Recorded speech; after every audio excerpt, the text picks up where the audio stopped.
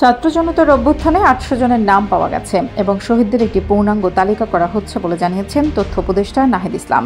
বুধবার মিরপুরের পাইকপাড়ায় ছাত্র জনতার অভ্যুত্থানে নিহত কলেজ শিক্ষার্থী আহনাফের বাসায় সমবেদনা জানাতে গিয়ে তিনি এসব কথা বলেন।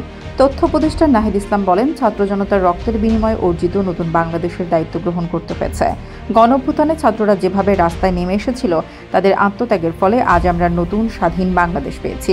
খুব শিগগির সব শহীদ পরিবারের সদস্যদের নিয়ে একটি স্মরণ সভা করা হবে, সেখানে আপনাদের উপস্থিতি কাম্য। তিনি বলেন, আন্দোলনে যারা শহীদ হয়েছেন তাদের দেশ মনে রাখবে। নাম না জানা অনেক ছাত্র জনতা এই আন্দোলনে শহীদ হয়েছেন, তাদের তালিকা করা হচ্ছে। এখন পর্যন্ত ৮০০ জনের নাম পাওয়া গেছে। শহীদদের জন্যই আমরা বেঁচে আছি, স্বাধীনভাবে প্রাণ খুলে কথা বলতে পারছি। তথ্য উপদেষ্টা আহনাফের ছোট ভাইয়ের পড়াশোনার খোঁজ খবর নেন এবং এখন থেকে যে কোনো সময় যে কোনো প্রয়োজনে পরিবারের পাশে দাঁড়ানোর প্রতিশ্রুতি ব্যক্ত করেন। এ সময় বাসায় আহনাফের মা, বাবা, ২ ভাই ও খালা উপস্থিত ছিলেন।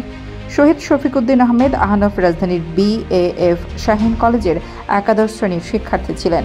বৈষম্য বিরোধী ছাত্র আন্দোলন চলাকালে গত ৪ আগস্ট মিরপুর ১০-এ পুলিশের গুলিতে নিহত হন তিনি।